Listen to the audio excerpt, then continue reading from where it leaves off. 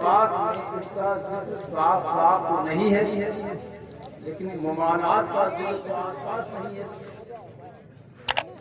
ये मैं भी मानता हूं कि कुरान और हदीस में कोई मुकम्मल वाला नहीं है, लेकिन ऐसा भी नहीं कि इशारा भी नहीं है। इस्लाम में इन अमूर की तरफ इशारा है। और समझदार कोई इंसान होता है, वफादार वही होता है, ताबेदार वही होता है, फरमाबरदार वही होता है कि जो इशारा पाए और काम में लगे, साफ साफ ना कहलवाए और बार बार ना कहलवाए। अब जरा देखिए कुरान और हदीस में इशारा, मज़हब इस्लाम हमारा सुभान अल्लाह बड़ा प्यारा, इसका हर कानून हर ज़ाब्ता प्यारा। अब देखिए मज़हब इस्लाम में इशारा, मज़हब इस्लाम में नमाज की तरह और ज़कात भी वाजिब और फर्ज है कि नहीं? उश्र और ज़कात वाजिब और फर्ज है, लेकिन मज़हब इस्लाम का बड़ा प्यारा हिसाब है, ज़कात उसी पर फर्ज है। हर माल के निसाब पे ज़कात फर्ज है और हर एक माल पर है, लेकिन एक शर्त है, माल हाजत के अलावा, यानी रहने के मकान पर ज़कात नहीं, पहनने के कपड़ों पर ज़कात नहीं, बरतने के सामान पर ज़कात नहीं, घर के बर्तनों पर ज़कात नहीं, पेशावरों के औजारों पर ज़कात नहीं। और अगर किसी ने दे दी तो बुरी बात नहीं, लेकिन ज़कात नहीं।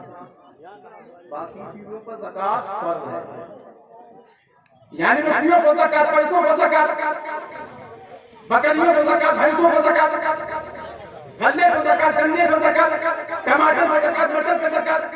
और अगर तिजारत के लिए तो मकान का ज़कात है, या यूं समझिए कि तिजारत के हर एक सामान पर ज़कात है।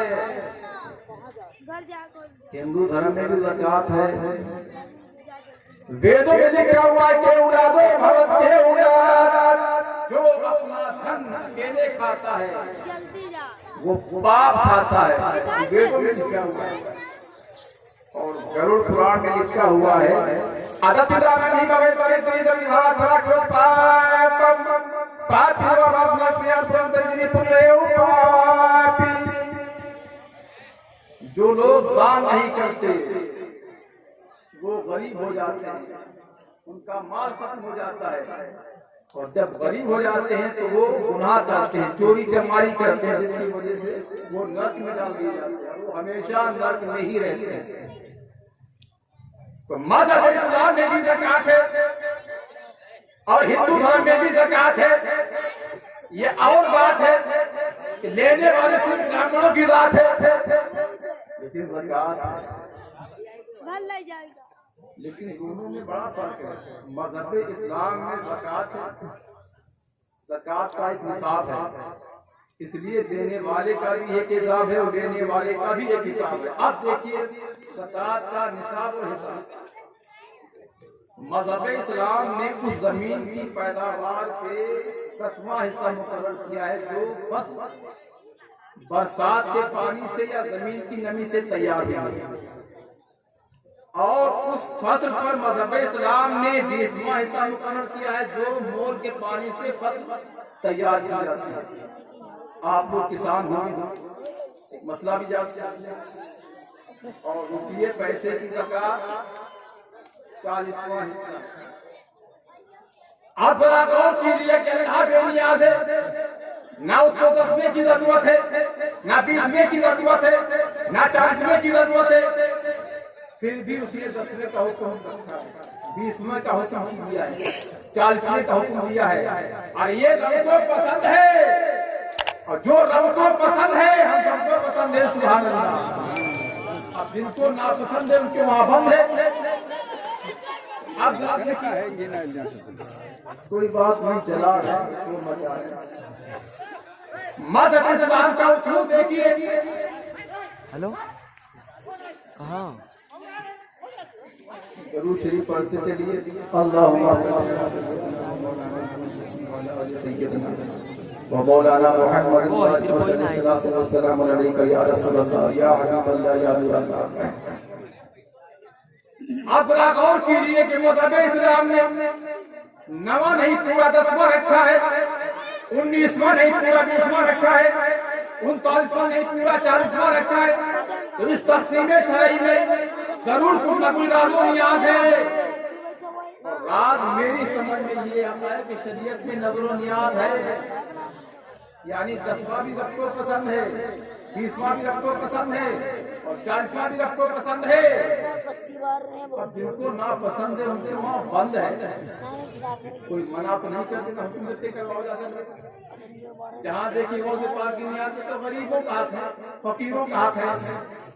गहराई में जाइए, कतई दिमाग से काम नहीं चलता है।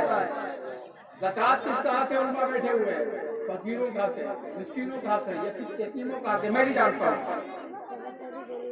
जरा पलट के आइए, मज़हब इस्लाम में कुर्बानी, मज़हब इस्लाम में कुर्बानी आईने ज़कात तो नहीं है, लेकिन मिसरे ज़कात होने में किसी को इनकार भी नहीं है। ज़कात की तरह कुर्बानी भी साल में एक बार और ज़कात ही की तरह मज़हब इस्लाम में कुर्बानी साल में कितनी बार वाजिब है और किस पर वाजिब है? ज़कात में ऐसे ही होता नहीं होता, ज़कात की तरह है कि नहीं है। लेकिन जरा गौर कीजिए, कुर्बानी के गोश्त की तकसीम में क्या तरीका है गोश्त का? बताइए। 3 हिस्से किए जाए, एक गुरबा का, फकरा का, यतीमों का।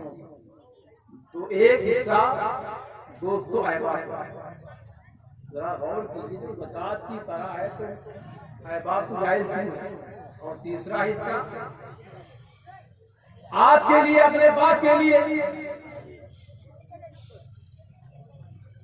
आप जरा गौर कीजिए, अरे जब लामे कुर्बानी मालदारों के लिए जायज़ है तो गौस की बिरयानी भी जायज़ है। सुभान अल्लाह।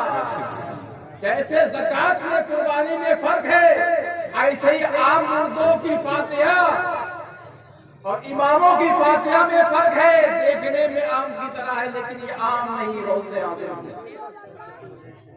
जहाँ देखा गौसे आज़म का पतीला सर्दी में जुकाम हो जाता है, जहाँ देख लिया 12वीं शरीफ का दर्दा बेचारा बिला वजह में दर्द हो जाता है। और कहीं देख लिया मुहर्रम का खिचड़ा कालरा हो जाता है। तो गरीबों का हक है, मैं भी जानता हूँ कि गरीबों का हक है। नारे तकबीर, नारे तकबीर, नारे रिसालत, उलमाए अहले सुन्नत, नारे तकबीर। गरीबों का हक है, गरीबों का इतना ख्याल है। और ये फतवे कौन लगाता है? जिन्होंने जिंदगी भर गरीबों का खाया है। बेटों ने कम खाया है, बापों ने उनसे ज्यादा खाया है। यहाँ की सरकार का अगर के बुरा हाल है, इसका हमें मलाल है। अधिकारियों का बड़ा बुरा हाल है, लेकिन फिर भी कहीं न कहीं सरकार को कुछ अवाम का ख्याल है। इसीलिए हुकूमत गरीबों के वजीफे मुकर्रर करती है। एक बार क्या करना, कुछ लोग वजीफे पढ़ते हैं, चाहे कुछ खाते हैं। हाँ, सिर्फ वजीफे खाने के लिए बच्चे सिर्फ 75 पढ़ाते हैं। बच्चे सिर्फ 75 पढ़ाते हैं और वजीफे पर 675 चढ़ाते हैं। इंडिया की हुकूमत गरीबों का बड़ा ख्याल है, लेकिन कभी हुकूमत किसी गरीब को डायरेक्ट चेक नहीं देती है। इससे पहले गरीबों को चेक कर लेती है, बाद में चेक देती है। बेशक बेशक। चेक तैयार होती है, चेकें तैयार होती हैं तो एक नहीं हजारों तैयार होते हैं। यहाँ गरीबों की चेक, फकीरों की चेक, यतीमों की चेक, मिस्कीनों की चेक, बूढ़ों की चेक, बुढ़ियों की चेक, नरों की चेक, नारियों की चेक, बुढ़ों की चेक, बुढ़ियों की चेक। और भारत का हाल तो जानते ही हैं, हर एक चेक और एक भी नहीं चेक। और खुदा न खास्ता 2-4 साल में कोई चेक हो भी गई चेक तो फौरन पार्टी के नेता जी कीजिए मैनेजर साहब इन सारी चीजों को कर दिया जाए पास। क्यों? अरे इसका 50% रहेगा अगले पास। अल्पसंख्यक के जितने भी अधिकारी हैं बना मुस्लिम सब के सब वही है जिनका नाम नहीं है, बड़े पाक साफ बनते हैं। और हुआ वही जो होना था। मैनेजर साहब ने सारी चीजों को कर लिया पास, कुछ इनके पास कुछ इनके पास, 1 रुपया भी नहीं पहुंचा किसी गरीब के पास। और खाने वाले यही वही है जो नजरों नियाज के नहीं है आसपास, और बनते हैं बड़े पाक साफ गरीबों का हक। अरे मैं मानता हूँ कि गरीबों का हक है, लेकिन ये भी हक है मालदारों के तरके नादार फकीर होते हैं, अल्लाह वालों के तरके बड़े बड़े वक्त के बादशाह भी फकीर होते हैं। सुभान अल्लाह, सुभान अल्लाह। बेशक हर बात है। गौसे आजम की बारगाह है, वो गौसे आजम है। अगर मरीज पर नजरे करम फरमा दे तो तीमारदार बन जाता है, बेदीन पर करम फरमा दे तो दीनदार बन जाता है, नादान पर करम फरमा दे तो समझदार बन जाता है, गुनाहगार पर करम फरमा दे तो परहेजगार बन जाता है, गद्दार पर करम फरमा दे तो वफादार बन जाता है, गुलाम पर करम फरमा दे तो वक्त का सरदार बन जाता है। ये वो होते हैं। बेशक बेशक बेशक। एक साहब गौसे आजम की बारगाह में पहुंचे और अर्ज किया कि हुजूर अल्लाह ने माल दौलत तो बहुत दिया है, लेकिन घर में चिराग जलाने वाला कोई नहीं है। सरकार गौसे आजम की अल्लाह ताला अन्हु की बारगाह है, आपका जलाल भी मशहूर है और जमाल भी मशहूर है। बीवी से कहा कि जब मैं गौसे आजम की बारगाह में जाता हूँ और औलाद की भीख लेकर आता हूँ, हाजिर हुआ, सलाम अर्ज किया और अर्ज करता है कि हुजूर अल्लाह ने माल दौलत तो बहुत दिया है, लेकिन घर में कोई बच्चा ऐसा नहीं पैदा हुआ जो आप मेरे बाद घर को आबाद करें। सरकार गौसे आजम रज़ी अल्लाह ताला ने मुराक़बा फरमाया, सर को नीचे झुकाया और ये अल्लाह वाले एक लम्हे में लौहे महफूज का मुशाहदा कर सकते हैं, इसमें कोई शक नहीं। बेशक बेशक। हदीस से पाक है तब फरासतुल मोमिन ने फईन नहीं यज़ुरु बिनूरिल्लाह, मोमिन की फरासत में गौर करो क्योंकि मोमिन अल्लाह के नूर से देखता है और जो अल्लाह के नूर से देखता है वो बहुत दूर से देखता है और बहुत दूर की देखता है। मुराक़बा फरमाया, उसके बाद आपने फरमाया कि जाओ तुम्हारे मुक़द्दर में कोई औलाद ही नहीं। अल्लाहु अकबर। देने वाला हो तो गौसे आजम की तरह हो और मांगने वाला हो ऐसा हो। अर्ज करता है कि हुजूर मैं पूछने नहीं आया, मैं लेने आया हूँ। गौसे आजम फरमाते हैं कि मैंने अभी अभी लौहे महफूज में देखा कि तुम्हारे मुक़द्दर में कोई औलाद है ही नहीं। मुस्कुराकर अर्ज करता है कि हुजूर लौहे महफूज को आप देख रहे हैं, लेकिन मैं सिर्फ आपको देख रहा हूँ। है या नहीं मैं पूछने नहीं आया हूँ। और अर्ज करता है हुजूर मैंने अपनी बीवी से वादा किया है जब तक गौसे आजम औलाद की भीख नहीं देंगे मैं उनकी बारगाह से वापस नहीं आऊंगा। हुजूर करम फरमा दें, एक औलाद अता फरमा दें। सरकार गौसे आजम रज़ी अल्लाह ताला अन्हु, लोग कहते हैं कि अल्लाह वालों से मांगना शिर्क है, ये गलत फहमी है, इनकी जिहालत है। गौसे आजम सर को सजदे में ले जाते हैं, रब की बारगाह में अर्ज करते हैं, आए मेरे मौला साहिल को औलाद अता कर दे। वो कसम खाए हुए बैठा है कि वो मेरी बारगाह से जाने वाला नहीं है, लेकिन मौला तू भी सुन ले, अगर वो मेरी बारगाह से नहीं जाने वाला है तो तेरा गौस भी सर को सर्दे से उठाने वाला नहीं। क्या बात है। आवाज आई है मेरे गौस जाओ मैंने एक बच्चा अता कर दिया।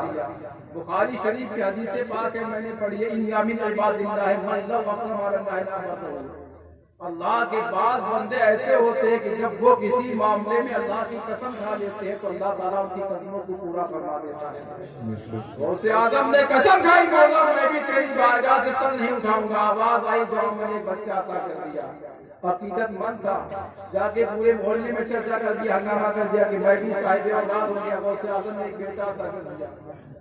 वक्त पूरा हुआ, घर में एक खूबसूरत और हसीन बच्ची पैदा हुई। बड़ा मायूस बैठा हुआ है।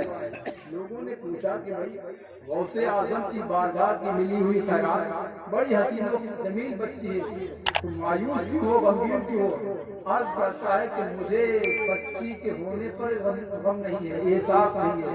मुझे एहसास सिर्फ इस बात का है, ताज्जुब इस बात का है कि गौसे आजम ने अपनी ज़बान से बच्चा कहा था और यहाँ बच्ची पैदा हुई। मेरी समझ में ये बात नहीं आ रही कि फाल्ट कहाँ से हुआ।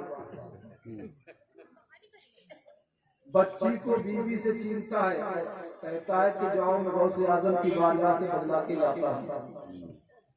कई साल की कही थी, बच्ची पैदा हुई। बीबी ने मना किया कि गए गौसे आजम की बारगाह में नहीं ले जाने दूंगा। बच्चियां बच्चों से नहीं बदली जाती। हो सकता गौसे आजम जलाल में आ गए तो भी छीन लेंगे। ये मांगने वाला इंसान आज कहता है मेरी बीबी सुनो, जो गौस औलाद का देना जानता है वो बदलना भी जानता होगा। और अगर गौसे आजम ने छीन लिया तो मैं फिर बैठ जाऊंगा, वापस नहीं आऊंगा। गौसे आजम की बारगाह में जाकर दोबारा सलाम अर्ज किया और कहता है कि हुजूर आपने बच्चा कहा था, मेरे घर में बच्ची पैदा हुई और आप गौसे आजम है। दिन को रात कह दे तो रात हो जाए, रात को दिन कह दे तो दिन हो जाए, मुर्दों को जिंदा कह दे तो जिंदा हो जाए और जिंदे को मुर्दा कह दे तो मुर्दा हो जाए। हुजूर ये बच्ची कहाँ से आ गई? गौसे आजम मुस्कुराते ये बताइए, कानों पर पूरा एतमाद है? याद है मैंने बच्चा ही कहा था। कहा तो हुजूर आपने कहा कुछ भी हो, लेकिन मैंने तो बेटा सुना था, बच्चा सुना था, बच्ची नहीं सुना था।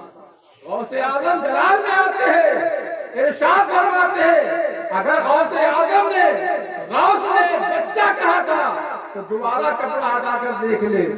गौसे आजम की बारगाह में जो उस साइड में कपड़ा हटाया था तो बच्ची नहीं, खेलता हुआ बच्चा मौजूद था। सुभान अल्लाह, सुभान अल्लाह। बोलने में जो भी खताएं हुई वो गलतियां हुई, मौला अपने नेकों के सदके माफ फरमाए।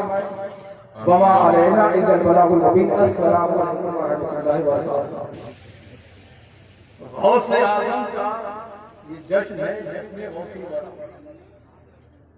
और गौसे